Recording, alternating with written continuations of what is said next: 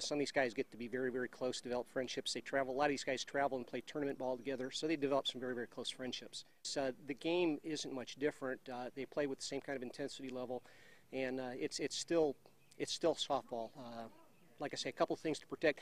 Maybe substitute run more freely for some of the older guys, but it's still softball like I was playing 20 years ago, but we just look to protect some of the older guys a little bit. Staying fit and bonding with old friends have kept these men behind the plate for many years and probably many more to come. I'm Cavante Smalls reporting for Nautilus News. Movies out this weekend include the 6th installment in the Saw series. The Jigsaw is back at it again with Saw 6, and Amelia, the story of Amelia Earhart starring Hilary Swank and Richard Gere. Watch the movie of her journey flying across the Pacific and Atlantic.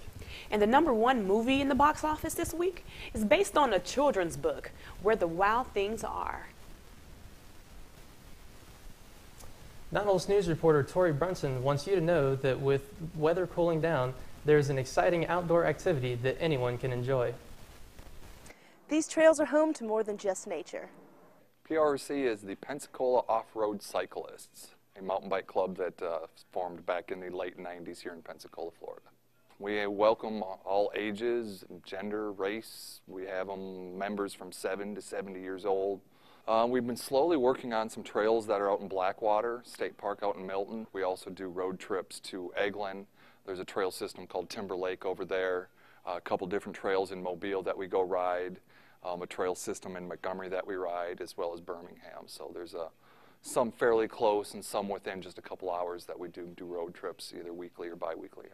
UWF has a mountain bike club too, and we actually have a section dedicated to them on our Pork website where they can communicate amongst themselves.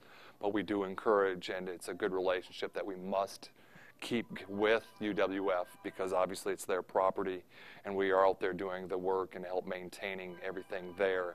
So yes, it's an ongoing relationship that we hope to improve, but is a good relationship right now. But definitely we work together as one.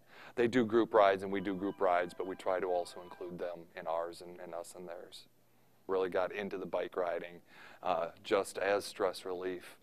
Great physical activity. It's the non-punishing on the knees where running is. You're out in the woods, let alone the physical, mental, and the social aspects of it. It's just all around great lifestyle.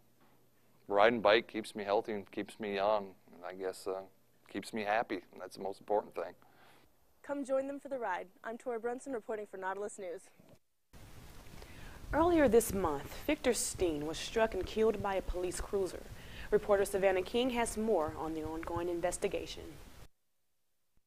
I'm standing across the street from where a 17-year-old boy lost his life while being pursued by a Pensacola police officer.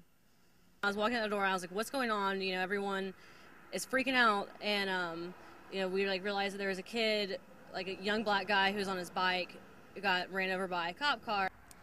According to police press releases, Steen was seen at a construction site at around 2 a.m.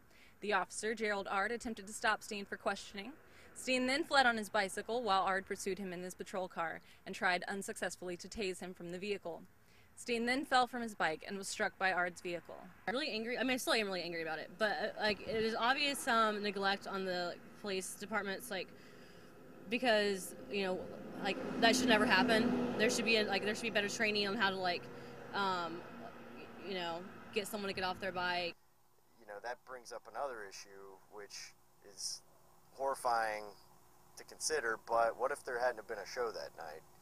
You know, and this had basically just been an empty street corner with nobody to see what happened, and you know, would this have ever even, I guarantee you it would not be on the front page of the Pensacola News Journal, however many times it has been this week.